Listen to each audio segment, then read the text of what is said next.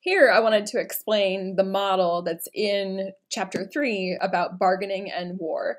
This should look familiar to you from the last chapter, but it can be a little bit difficult to understand, especially if it's the first time that you're using models like this. So the model looks the same way as it does on or from Chapter 2, where you've got state A over here and state B over here. And this is modeling the possible outcomes for these two states. So again, this should look familiar from Chapter 2. So here is a possible deal where if they're going to negotiate or express demands for something, state A would get this much and state B would get this much.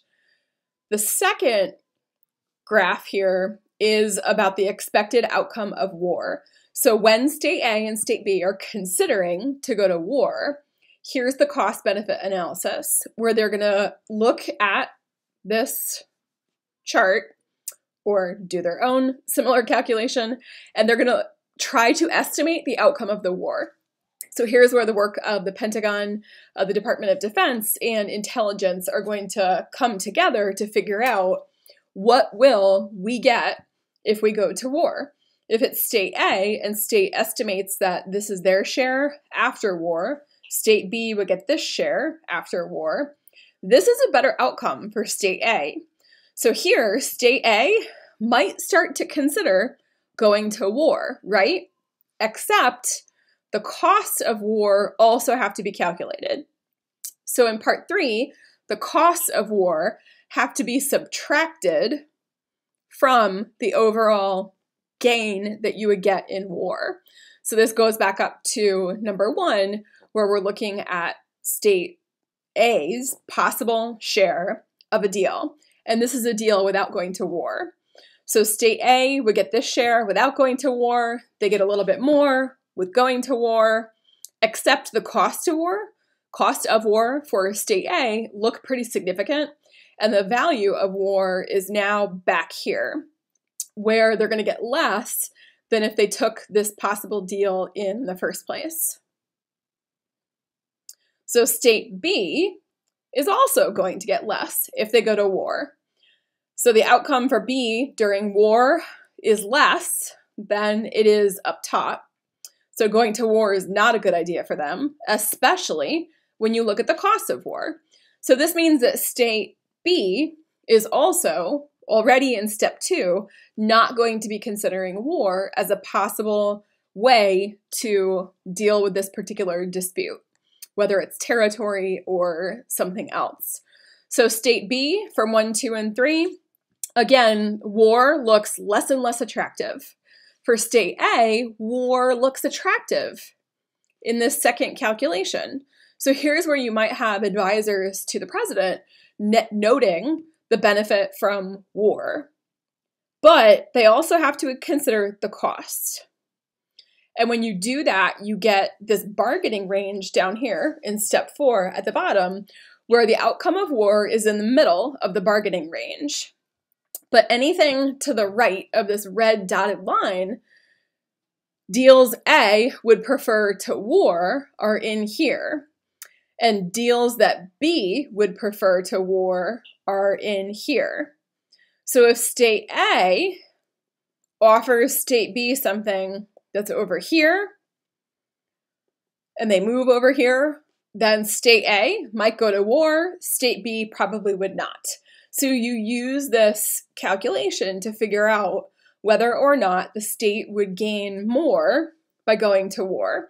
And in real life, this is an iterative process. So this might look like with any particular decision to use violence, whether it's a limited military airstrike, for example, or a protracted war, you would need to take into account what you would get each step of the way.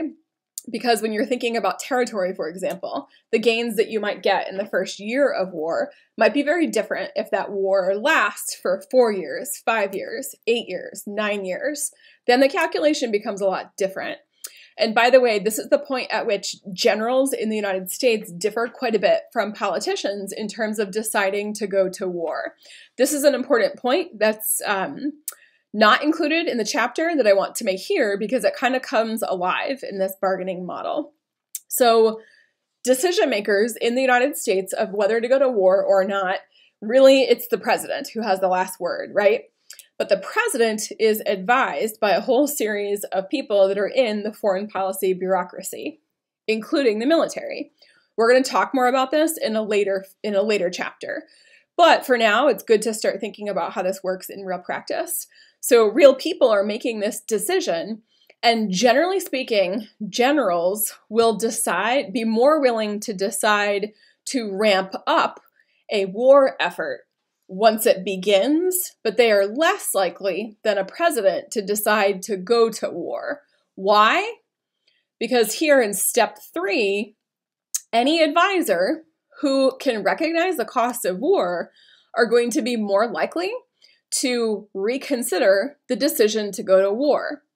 But politicians who do not have a military background are more likely to agree to war because they are overly focused on this, the fact that in state A, they're going to get more from going to war.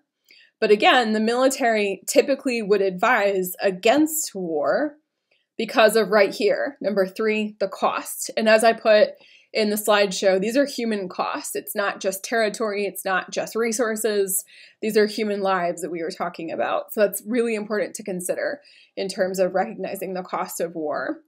And then when you get to the bargaining range, whether or not states go to war, again, you would recalculate this as a country, or you should recalculate this as a country as the war continues on, because the cost may shift as well as the outcome. And that would lead to a decision of whether to withdraw from a war. But if you do know anything about U.S. history and our experience in particular in Vietnam, sometimes things like resolve will prevent a country like state A.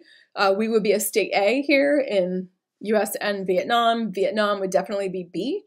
But state B or Vietnam had a lot more resolve. So they preferred war over a lot more than the United States. And the United States was not able to recognize that the costs were increasing beyond any possible benefit from an outcome.